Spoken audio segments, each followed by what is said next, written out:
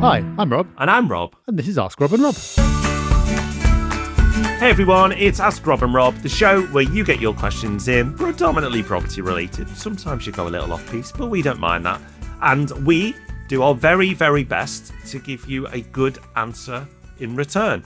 We've done this over 500 times now, so we're well versed, but luckily you always have a lot of questions, and we'll guide you now to the place you can go to ask some more. Yep, it's just one destination, propertyhub.net/ask. If you go there, you can leave us a question in written form for our Sunday Times column, or you can get yourself on the show and be the envy of all your friends by leaving us a voice note.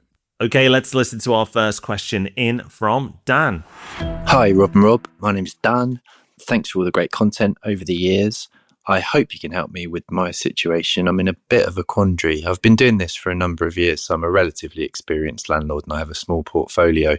Most of them are in my own name because of legacy, really. But the most recent one I bought is in a limited company, and this was the one that was supposed to be the easiest. I'd done all the research. I bought in a great city, a city that you guys have championed, brand new, great developer. I have no issue with the build quality. That's all really good. Where it's become difficult is that since I made the purchase, the competition on the particular development for rentals has increased significantly, which has put downward pressure on achievable rent. And the achievable rent is nowhere near what I thought it was at the point when I purchased the property. And it's now proving actually quite difficult to rent it out. I do have options, fortunately. It's currently not rented. I could put it on the sales market, but I may not achieve what I paid for it. I did get a discount, by the way. Again, I thought I was doing the right thing. Did get a discount. I think I should have pushed harder for a better discount, but you live and learn. So yeah, I could put it on the sales market, try and sell it, but I may not get what I paid for it. I could significantly lower the rent and see if I can rent it that way, which would be a shame. It would certainly decrease my cash flow, obviously. That would be unfortunate. I'm even thinking short-term lets market or different type of lets market. Obviously, whatever you might or might not be allowed to do in that, a different approach to letting it, serviced accommodation or whatever, if you're allowed to do that, I don't know. So that's another option. Or the other option is I am in a fortunate position that I could pay down the vast majority of the mortgage, which would mean at least it's not a cost burden as much every month. I know that's not good use of that money because of ROI, etc. But I am in a bit of a quandary with this. This is the one that I said I did the most research. I thought I'd done everything right. And this is the one that's caused me far more headaches and stress than any other property that I've ever bought. So I'm hoping you might be able to offer me some advice and sort of tell me whether I've just made an enormous mistake. Thanks. Yes, Dan, you made a massive mistake. Next question. No, don't worry, Dan. Relax. Take a deep breath.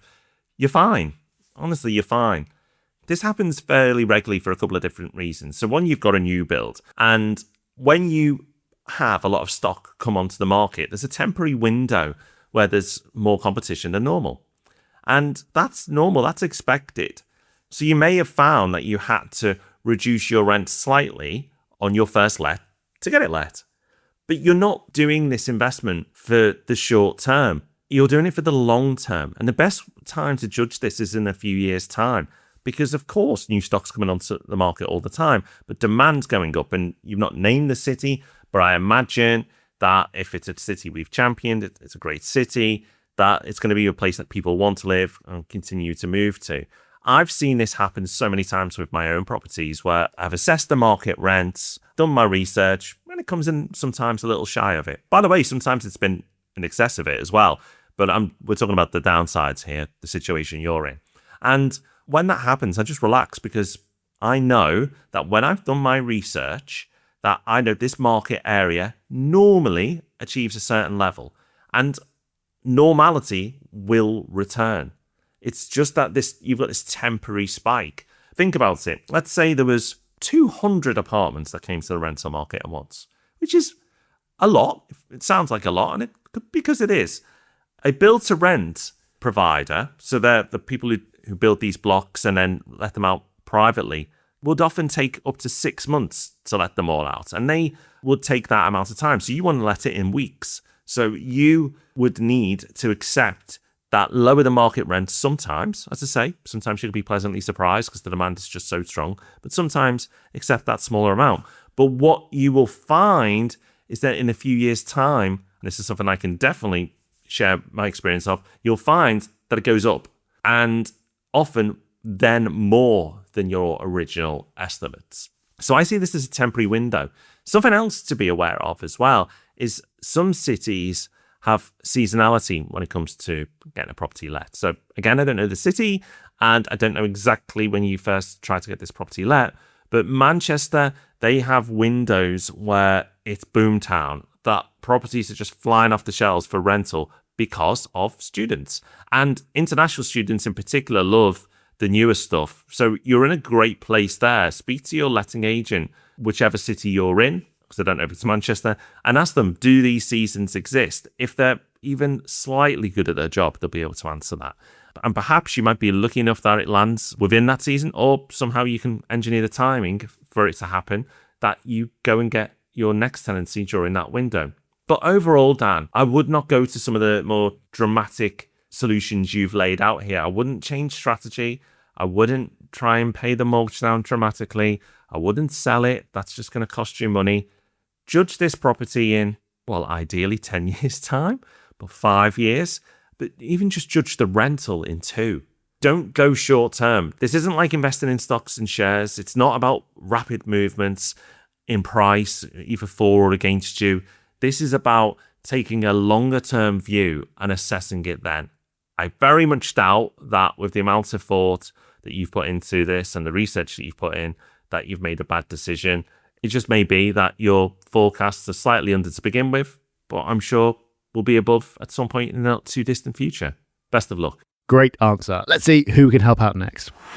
Hi, Rob. I have bought a copy of your How to Be a Landlord, and then subsequently, when you updated it, I bought a second copy, and I've recommended it to a lot of different people, How to Be a Landlord, and use it as a reference guide.